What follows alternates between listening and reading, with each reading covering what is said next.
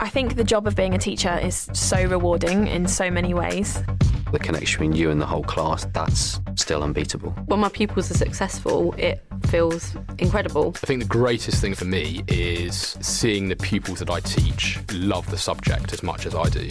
I don't think there's any other job where you get the same satisfaction. That's why I chose to teach.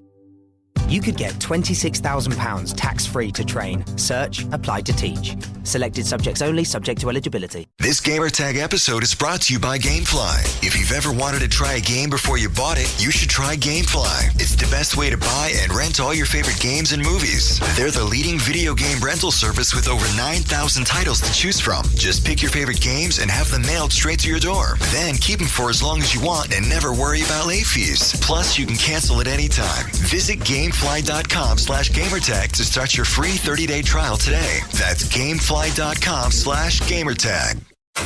Gamertag Radio presents E3 2016 coverage. Hosts Danny Pena, Paris Lilly, and Peter Toledo are direct from the convention center floor. Here we go. All right, everybody, this is Paris. We're at the final day of E3, and I am here looking at Ghost Recon Wildlands, and who better to get to talk about the game than the creative director? So can you please introduce yourself? Hi, my name is Eric Couzian. I'm creative director on Ghost Recon Wildlands. All right, thank you for taking a few minutes to talk to us about this game. I got a chance to play it a few days ago. I absolutely love it. I think the vision that you have for this open world of a Ghost Recon is fantastic, but let's talk about the vision for Ghost Recon. Why go with open world for 4-player co-op for Ghost Recon this time around? So, Ghost Recon Wildlands is the very first military shooter set in a massive and responsive open world.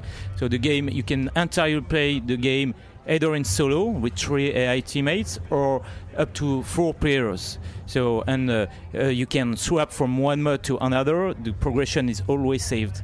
And the game takes place in Bolivia, where the drug cartels have spread into Bolivia and turned the whole state into a narco state. And they work in collusion with the corrupt government.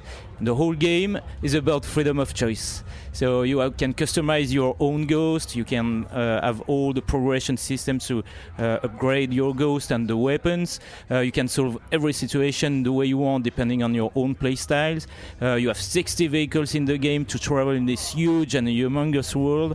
And even the structure of the game is non-linear, which allows you to take down each mini-boss in the game as you want. I mean, as the structure is non-linear.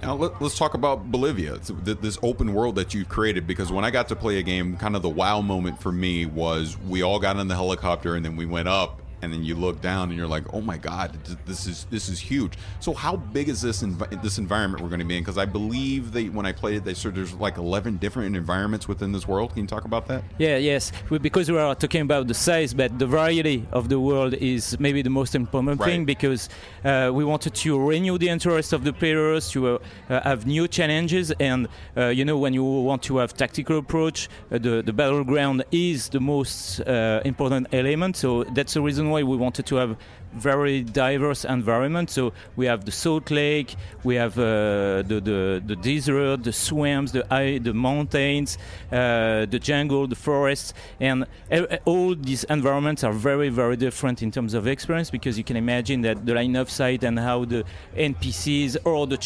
chopper can detect you is very, very different from if you're in the salt desert or in the jungle. And also depending on your own play style, if you want to play stealth, long range, or if you like to fly helicopters, even here you are going to be challenged because of the environment itself.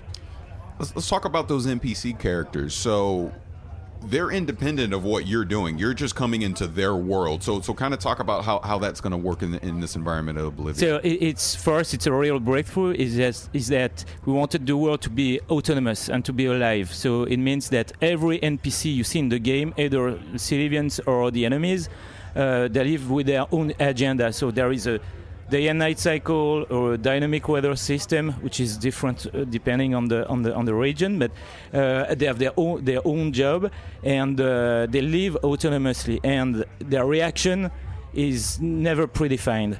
For instance, what you saw at the E3 conference, when the guy at Pozzolero who melts the bodies escapes, it's not scripted at all. It's just because it detects the players, and as this guy is a coward, then he decides to escape. And in his AI, he decides that when he escapes, the best way to escape is to grab a vehicle, and so he takes the nearest vehicle. In this case, it was a four-wheeled vehicle, and then the whole situation, which was the players tried to be safe, they failed, and the whole situation turns into a chasing sequence, which was not scripted at all. And this guy can run away in the whole world, and even the sequence can last for a long time. But if the players would have succeeded their stealth approach, they would have grabbed the guy, he would have never escaped, they could have interrogated him even here in the camp.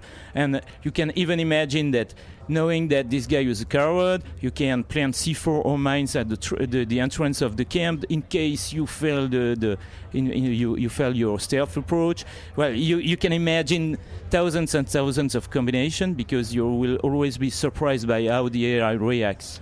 And just when I got to play in the demo we did, it was we were trying to grab extraction, and he got away, and then and it was the whole chasing. It was exactly what you're describing right now, which was fantastic. So let's talk about your characters. So are you talking about customization right now of your characters? How in depth is that going to be? So when you start the game, you create your own ghost. You can customize his gender, his face, his clothes, his gear, and so it's one part of the which is very important. And on the other side, we have all the progression, which is at the core of the experience. You can customize your guns. I don't know if you remember the gunsmith from Future Soldier. We have it in the game. Okay. So you collect your weapons and attachments, and you will customize the weapons, and it's a way for you as the player to go deeper into your play styles, because if you are a stealth player or long-range player, then you will adapt your weapons to fit with the way you like to play. And we have also a progression systems which allows you to get more C4, more tools for, if you like, diversion tools, to get a parachute if you want to the base jump, to have all this progression system. And on the other side, we have the story, because we have more than 100 story missions plus side missions, and you have also objectives that are not predefined by us, because for instance, if you like to fly helicopters and you want to make to complete one story mission, you can tell to yourself, okay, I want to grab an helicopter, but there is I don't have any, and so it's up to you to observe the world, find out that there is a chopper, I don't know, in the camp at the top of the hill, to attack the camp, to steal the helicopter, so that you have the helicopter to make another mission. So as you see here, the objective is not, I would say, official. It's right. You set your own objectives. Okay. So let's go into the actual the co-op. You talked about the drop in, drop out co-op. So I want to give this scenario. So let's say the four of us go on a mission, we do our thing. I then go and do another match with someone else who's already done that mission. Am I just simply repeating the same mission that I've done? How does the progression actually work as far as with the drop-in co-op? Are you individual on your progression, or does it matter that you are in the match with the four people? If that makes sense. I mean, maybe I'm not making sense. Yeah, clearly. I mean, the very big thing here is that since this game is the first time that you have at the same time this military shooter in the big map and the co-op, there's behind it a lot of design decisions to solve those sort of issues. And clearly, there's two concepts that we call the join-in progress and the mission merge. And so basically what's happening is what happens when both of you, when one of you has played something and the other hasn't played it. Mm-hmm. So clearly the only solution in terms of design is that the game offers you different missions, and you have the idea of trying to do missions that both of you have not done before. Okay. But if you decide to make one that one of you has done, yes, you'll pay it again. However, you'll get reward for it. And also, because it's very important that the freedom of the situations, usually the things don't happen the same way. So what we believe is that the concept of repetition doesn't apply that much because the situations will be new and the rewards will be different.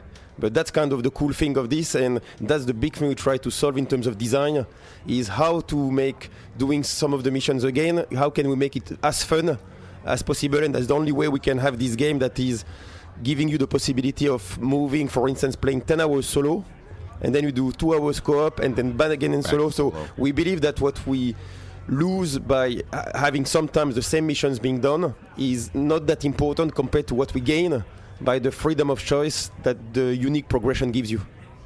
Yeah, just to add one point, it was very, very important at the beginning of the conception of the game that wanted to have this game entirely playable in single player and in co-op, and that you never waste time. You know, we didn't want to have specific missions for the co-op. We wanted the whole campaign to be playable in this both mode, and to offer the players the possibility to swap from one mode to another. If you want to, yesterday you want to play alone, and tomorrow with friends, you never waste time. I mean that all the progression is saved. I mean that your personal progression, I was talking about the gunsmith, or even your personal skills as the ghost, or even the stories, everything is saved, so you never lose time. Okay, Pete, any questions? Yeah, I do. Actually, Ghost Recon is traditionally known as it's always got a great single-player campaign, but then a lot of people tend to gravitate to the multiplayer aspect. Can we get into a little more detail on what you guys are offering from multiplayer? There's an important thing to have in mind is that the team working on Wildlands has years of experience about Ghost Recon. I was a producer and working on it for like 10 years. Eric has been working on that for 15 years. So we have a very good understanding of the community. And yes, there's a big request from the whole community to have an overview of what's happening in multiplayer. And there's two things here. When it comes to PvP and adversarial, we will be talking about it in the future. Okay. What we wanted to do today, and this is why it's important, and we're insisting on this join-in-progress approach, that because you can play all the time solo or co-op, it means that it's quite easy to find other players to join your campaign and then leave it. And we have the feeling that what's going to happen is that the people are going to play the co-op with as much flexibility as if playing adversarial. So yes, the challenges will be less against each other than playing against the AI. However, the way of playing it like on a relaxed way, like, okay, what do you want to do this Saturday? Let's do a little bit of this campaign together and for 2 hours, and then let's do something else. This flexibility that usually the co-op games don't give you, because you're basically forced to play together with the same people at the same moment to be able to play the whole campaign. Right now, we took away all these barriers, and we believe that the players will see that, and they'll have another way of playing in multiplayer just inside the co-op. Okay. All right. Well, Paris, do you have anything else? Just go ahead and wrap it up. Okay. Well, thanks again for taking time out. If people want more information, where can they go? GhostRecon.com. Okay. I know community is huge with you guys. Is there going to be more details following up on community involvement? If you can detail any of that? Yes. We've been working with members of the community since the beginning of the project. We have some guys that we call the Breakfast Club, who actually came to the office even last year, 1 week before we even announced the game. They were able to see the content, and we had discussions with them, and so they were really involved, and they were involved before and also after the announcement, and we're in touch with them. What is very important for us is that the people express themselves as much as possible on the forums, and the good thing, and I'm very happy that we have this community, that it's a very positive community. They tend to come up with ideas, with ways of doing the things. They help us also tune some topics. Right now the hot topic is how are we going to tune the difficulty? Yes. And are we going to have like a hardcore mode or what? Or how can we make sure that those guys have it? And the fact that we work, for instance, on games like Grow, where we were able to interact with them, makes us lots of knowledge. And guys keep sending us the info. It's always good. And we're listening to it as much as possible. Yeah, I'm glad to know that, because I was part of that community with Gra and Gra 2, and I know that you guys always pay attention and listen, and you're always part of the community and taking feedback, so it was really, really important. I wanted to make sure I touched on that. So I was the producer of Grow 2 on PC, That was where we really wanted to work a lot on the community. It was a very separate version from the console version, which was one of the requests from the community to have. At the time, we had some technical limitations, so we couldn't have the same experience. So we did a very specific version just for the PC. And we remember for those days, we're working with lots of guys from the community, so we keep doing that. I'm glad. Once again, thank you guys for taking time out of your busy schedules. And that's it. We'll wrap it up. Thank you. Thank you. Thanks for listening to Gamertag Radio. Be sure to like us on Facebook and follow us on Twitter.